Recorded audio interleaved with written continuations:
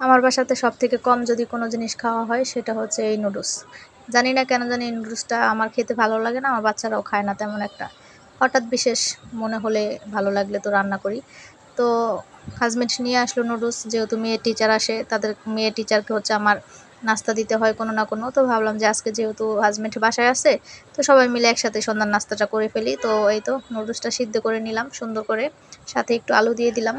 আর এখানে হচ্ছে নুডলসটা আমি এখন খুব ভালো করে ঠান্ডা পানি দিয়ে একটু ধুয়ে নিব, এতে করে নুডলসটা অনেক বেশি ঝরঝরা হয়। তো তেল দিয়ে দিলাম, এখন আমি হচ্ছে ডিমটা একটু ঝুরা করে নেব ভেজে। তো আমি হচ্ছে বরাবরই ডিমটা ঝুরা করেই দিই, এতে ভালো লাগে খেতে। তো এই তো ডিমটাকে সুন্দর করে ভেজে নিচ্ছি, একদম ঝুরা করে ভেজে নিব।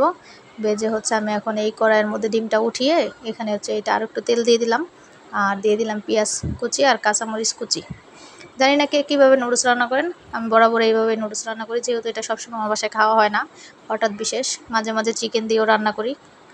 তো এই তো সব কিছু দিয়ে এটার মধ্যে এখন আমি ডিমগুলো দিয়ে একটু নেড়ে চেড়ে ভেজে নিব সুন্দর করে। আর এখন দিয়ে দিলাম একটু সস।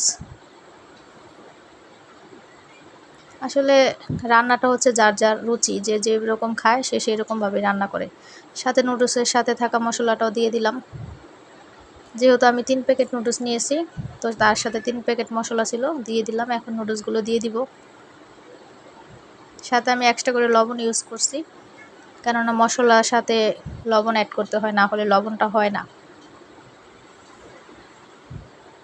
তো যাই হোক, এখন এটাকে আমি সুন্দর করে মিক্স করে নেব, একদম মিক্স করে একদম ভেজে একটু রান্না করে নেব। সাথে একটু লেবু দিয়ে দিলাম, আমি জানি না আমার কাছে খুব ভালো লাগে লেবুটা এইভাবে নুডলসের সাথে দিয়ে রান্না করলে নুডলসের টেস্টটা অনেক বেশি ভালো আসে, ট্রাই করে দেখতে পারেন।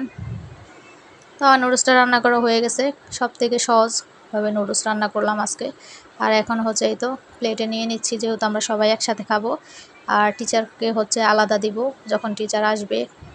আমাদের সন্ধ্যার নাস্তার কিছুক্ষণ পরেই হচ্ছে টিচার চলে আসছিল, তো আমি আবার হচ্ছে নুডলসটা একটু গরম করে টিচারকে দিয়েছিলাম খেতে। আর এইদিকে হচ্ছে আমরা এই তো সবাই আজকে বসে গেছি একসাথে সন্ধ্যার নাস্তা করব, সাথে একটা কোক নিয়ে নিছি, যেটা না হলে আমার চলেই না।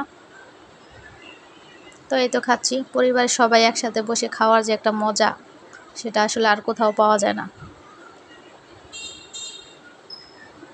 অনেক দিন পর হচ্ছে ফ্যামিলি সবাই মিলে একসাথে বসে নাস্তা করতেছি, বিষয়টা আসলে অনেক আনন্দের আর ভালো লাগারও একটা বিষয় আছে।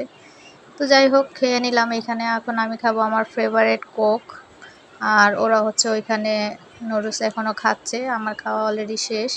আমি যেহেতু বেশি একটা পছন্দ করি না, তো বেশি একটা খেলাম না। তো এখন আমি কোক খাচ্ছি, আর ওরা হচ্ছে ওইদিকে নুডলসটা খাচ্ছে। তো যাই হোক, সবাই ভালো থাকবেন, সুস্থ থাকবেন, আল্লাহ হাফেজ। আর আমার জন্য অনেক দোয়া করবেন, আপনাদের জন্য দোয়া রইল।